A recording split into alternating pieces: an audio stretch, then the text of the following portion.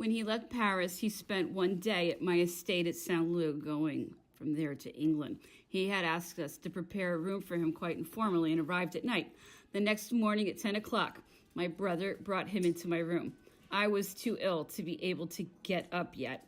They both breakfasted beside my bed. The emperor was in mourning as we were. He seemed to feel our sorrow, to share the same sense of loss. I felt as though I had found a brother at the moment when Providence had just deprived me of a being whom I loved. Our conversation was a melancholy one. The emperor accused himself of being in a way responsible for our misfortune. He claimed it was due to my mother's grief over what had taken place. The more he seemed to us to be right, the more anxiously we tried to refute his arguments. He described how the Emperor of Austria had heard of my mother's death.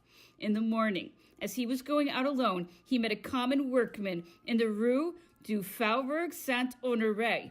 This man, not knowing who he was, stopped him and said, "Have you heard the news? That kind woman, the Empress Josephine, is dead." This is an example of how widespread the grief was. And he received several messengers during the day he spent with us. He wrote dispatches and walked about with my brother. I dressed and came downstairs, and we all had dinner in my little drawing room. He should have left that same evening, but I heard since he wished to be sure before going that the question of the letters patent creating the Duchy of Saint-Lô had been satisfactorily arranged. The king had strongly objected to signing them on account of their referring to me under the title of Queen. The Emperor of Russia had been obliged to declare that his troops would remain quartered in Paris until those letters had been sent off. He received them in the course of the evening, but did not wish to hand them over to me himself. He felt that they had lost much of their value to me, since they were intended to assure that I should remain with my mother, and she now was no more. He sent for my reader and told her that when it would be possible to discuss business with me, she was to tell me I needed not make any acknowledgement or express my thanks in any way to the King of France, as he, the Emperor of Russia, was exceedingly annoyed at the reluctance which had been shown in arranging the matter, and that I must not expose myself to a possible rebuff. The Duc de Vicence, Caulaincourt, came in the evening and informed us that the king had at last signed the treaty of April 11th, but that this was due to the vigorous intervention of the Emperor of Russia. The Duke had at once, with the permission of the government, dispatched one of the Emperor Napoleon's servants to convey this news to him at Elba. The Emperor of Russia spent that night also at Saint-Lô and left very early the following morning for England, after telling Eugène he would see him at the Vienna Congress. My brother and I both wished to write to the Emperor Napoleon to inform him of our recent loss, but the messenger of the Duc de Vicence, Caulaincourt, had already left, and we could not secure permission to send another.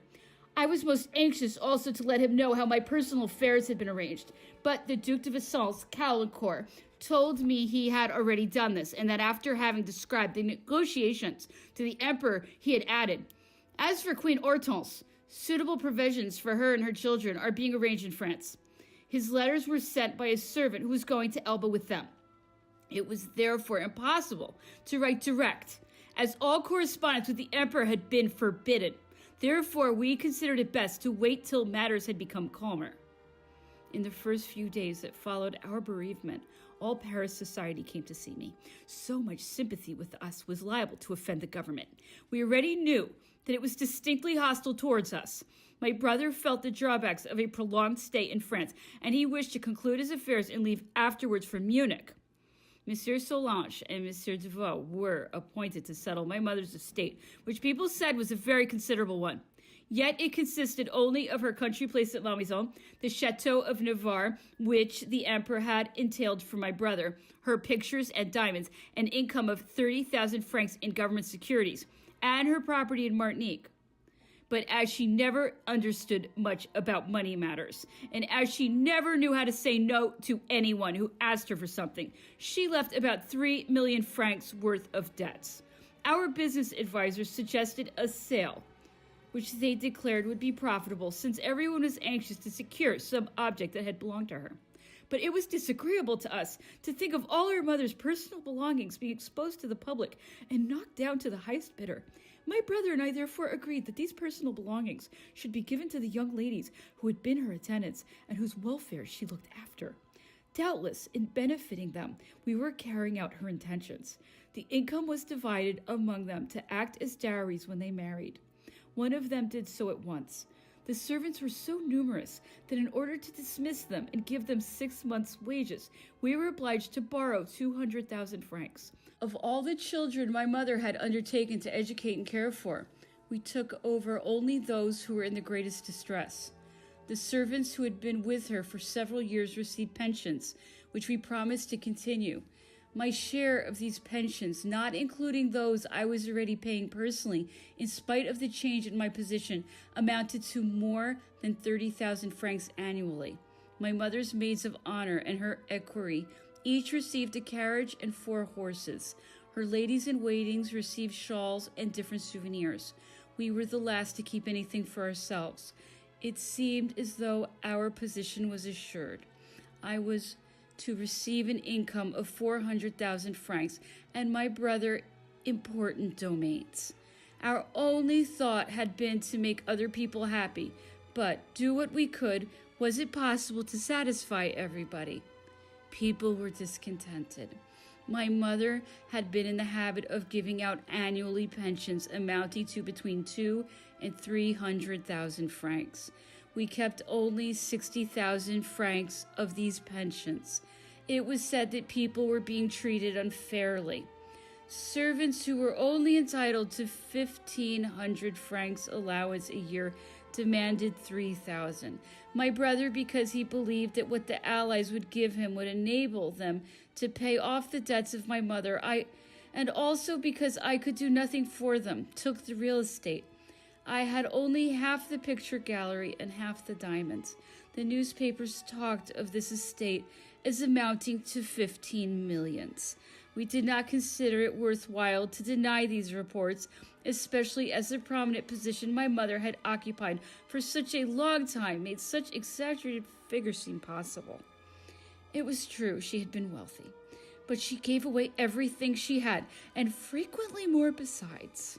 People enjoyed enlarging upon the extent of her fortune as well as ours, in order to contrast the luxury that existed at the imperial court at its most dazzling moment with the so-called distress in which the former royal family were supposed to have lived during their exile. The Duchess d'Angoulême went everywhere without any jewelry, wearing no diamonds or cashmere shawl, and seemed very much attached to her little English bonnet. Perhaps this calculated simplicity of appearance was to some people a sign of her former misfortunes, and therefore increased their attachment to her, but others considered it a sign of an entirely foreign education, and perhaps of that ignorance of these princes regarding the customs and habits of the country they had been called upon to rule. My brother felt every day that he should be leaving Paris. Workmen from the suburbs had made a demonstration in front of the Tuileries and demanded work in a peremptory manner. We heard that among their protests, Eugene's name had been pronounced. It became necessary for me to look forward to being deprived of my sole moral support. I felt as though in leaving me, my brother took with him everything one's native land has to offer in the way of protection, and that I was about to find myself in the midst of strangers with pitfalls on every side, pursued by malicious gossip, and hounded by treason and ingratitude. The country of my birth, where no one had a complaint or reproach to make against me, where my family had sought to do good to everyone, had changed and become hostile. I will not be so unjust to those rare friends who have always remained faithful to me as to say that I forgot their presence. But how could they defend me? Even their zeal was occasionally indiscreet. Frequently, people holding absolutely contrary political views met in my drawing room. Monsieur Pozzo de Borgo, a Corsican by birth, Russian ambassador in Paris, whom his master had asked to safeguard my interests, came there from time to time. On one occasion, he had rather a sharp discussion with a young French colonel, Monsieur de la Vostine, whose misfortune had embittered, and who, in the presence of Monsieur Pogo de Borgo, enjoyed deliberately ridiculing political conditions which the Russian envoy had helped to bring about. I learned that Monsieur Pozo de Borgo had complained of the liberty with which seditious opinions were expressed in my house, and was entirely unaware of the fact that this minister had been the personal enemy of Emperor Napoleon. He informed me of the fact himself, and his vanity went so far as to give me certain details about his knowledge of the characters of the two emperors and of the skill with which he had known how to play one against the other, being aware that Emperor Alexander was particularly susceptible to personal remarks. He had managed, by quoting remarks which Napoleon had made when excited, to increase still further his master's enmity toward him. It was on this enmity, which he had built up little by little, that he counted to bring about sooner or later the downfall of Emperor Napoleon. For instance, if Napoleon made some friendly offer to Russia, which was not replied to immediately, the minister would offset it by drawing Emperor Alexander's attention to some article in the French press attacking his personal character, and by suggesting it had been inspired by Emperor Napoleon. Well aware of the effect this would produce, he kept alive Emperor Alexander's irritation by reminders of the other's impatient character. I had had so little contact up to that moment with political circles that it was Monsieur Pozo de Borgo himself from whom I first learned of his enmity toward Emperor Napoleon. I had indeed never heard of the man before he presented himself to me in the name of his sovereign, the Emperor of Russia. The knowledge of this feud enlightened me as to the dangers of my position. Even at home, my enemies were those who were in power, and my only protectors were foes of my own family. As my health required a trip to a resort, it was agreed that my brother, his wife, and I should all meet at Aix-en-Savoie. I wished to have my children accompany me, but the advice of the Duc de Vincennes, Caulaincourt, and several other people who knew about political matters was that it was better to not have them leave the country so soon after being granted the right to remain there. Such an absence might serve as a pretext for breaking the agreements which had been made and for preventing their return. On the contrary, it was advisable to accustom people to their presence in France. About this time, the newspapers published a communication from my husband, who refused in his own name and that of his sons the terms contained in the Treaty of April 11th. He also caused the letters he had written on leaving Holland to be printed, and even those he had sent by Monsieur de Cazes to the Senate and the Court Legislative. Among these papers was included his letter to me, which the emperor had never given me, but had mentioned when he expressed his displeasure at seeing a French father refuse French titles for his sons. In this letter, my husband forbade me to receive anything from my brother and turned over to me as a source of revenue his private estates in France and Holland. Of these, the former did not pay expenses, and the latter did not exist. I confess I considered it extraordinary that my husband should choose the moment when his brother had just been overthrown to court public favor for himself at the emperor's expense. Was it not misplaced vanity that caused him to inform the public what terms he had refused at the time of his abdication, since everything he ever possessed had been given him by his brother? Human beings can act as they please, choose their own fate, but they should not try to decide the future of others. Would not his children someday be justified in reproaching him for having deprived them of that noble title, Prince of France, and of the advantages which went with it? It was this renunciation which the emperor had spoken of as insane. It was on this important point that I based my resistance to my husband when he now asked me to send him his sons, or at least the older boy. His past attitude did not inspire me with confidence as to the future. Yet it was possible I was making a mistake, for in questions of policy, only the result proves whether one has been right or wrong. And the result was something I could not foresee. I wrote my husband that I should be pleased to take his children often to see him, but I begged him not to deprive them of the future and the nationality which I had won for them. From London, I received a charming letter written by the Emperor of Russia. He doubtless did not wish his ambassador to know that he was writing me, for the dispatch had been placed directly in the hands of Monsieur Butiaguina, secretary of the embassy. The secretary warned me that, judging by a remark Monsieur Pozzo de Borgo had made, the ambassador had noticed his lack of confidence in him and had been offended by it.